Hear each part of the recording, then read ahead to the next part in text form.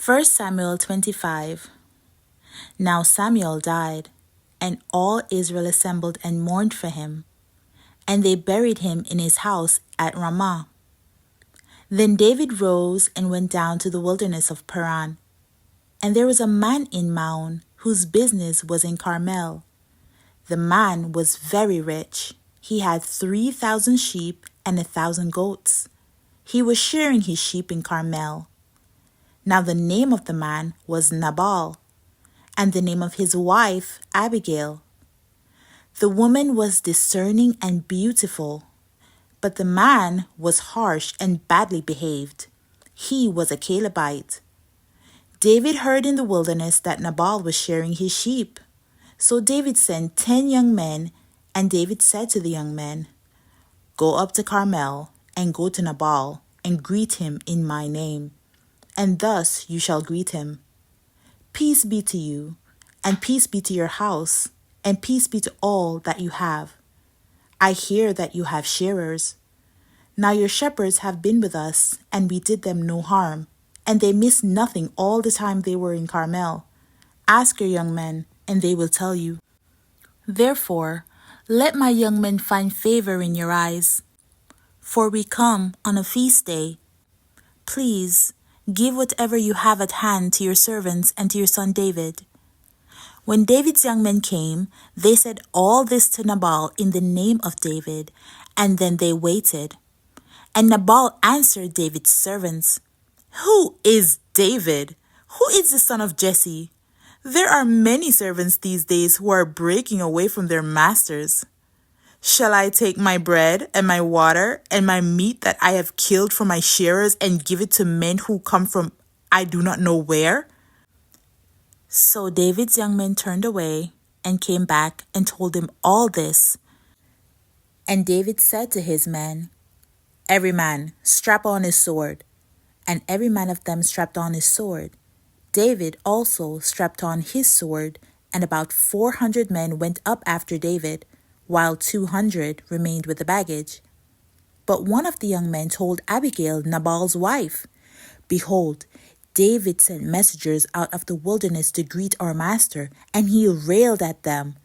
Yet the men were very good to us, and we suffered no harm, and we did not miss anything when we were in the fields. As long as we went with them, they were a wall to us both night and by day, all the while we were with them keeping the sheep. Now therefore, know this and consider what you should do, for harm is determined against our master and against all his house, and he is such a worthless man that one cannot speak to him." Then Abigail made haste and took 200 loaves and 2 skins of wine and 5 sheep already prepared and 5 seahs of parched grain and 100 clusters of raisins and 200 cakes of figs, and laid them on donkeys. And she said to her young men, "Go on before me. Behold, I come after you." But she did not tell her husband Nabal. And as she rode on the donkey and came down under cover of the mountain, behold, David and his men came down toward her, and she met them. Now David had said, "Surely in vain have I guarded all that this fellow has in the wilderness, so that nothing was missed of all that belonged to him, and he has returned me evil for good. God do so to the enemies of David, and more also, if by morning I leave so much as one male of all who belongs to him." When Abigail saw David, she hurried and got down from the donkey and fell before David on her face and bowed to the ground. She fell at his feet and said, "On me alone, my lord, be the guilt. Please, let your servant speak in your ears and hear the words of your servant. Let not my lord regard this worthless fellow Nabal, for as his name is, so is he. Nabal is his name, and folly is with him. But I, your servant, did not see the young men of my lord, whom you sent. Now then, my lord, as the Lord lives, and as your soul lives, because the Lord has restrained you from blood guilt, and from saving with your own hand. Now then, let your enemies and those who seek to do evil to my lord be as Nabal. And now, let this present that your servant has brought to my lord be given to the young men who follow my lord. Please, Forgive the trespass of your servant. For the Lord will certainly make my Lord a sure house, because my Lord is fighting the battles of the Lord, and evil shall not be found in you so long as you live. If men rise up to pursue you and to seek your life, the life of my Lord shall be bound in the bundle of the living in the care of the Lord your God. And the lives of your enemies he shall sling out as from the hollow of a sling.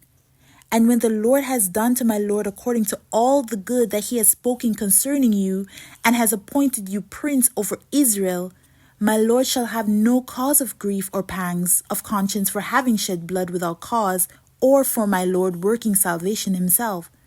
And when the Lord has dealt with my Lord, then remember your servant. And David said to Abigail, Blessed be the Lord, the God of Israel, who sent you this day to meet me. Blessed be your discretion, and blessed be you, who have kept me this day from blood guilt and from working salvation with my own hand. For as surely as the Lord, the God of Israel, lives, who has restrained me from hurting you, unless you had hurried and come to meet me, truly by morning there had not been left in Nabal so much as one male. Then David received from her hand what she had brought him. And he said to her, Go up in peace to your house. See, I have obeyed your voice, and I have granted your petition.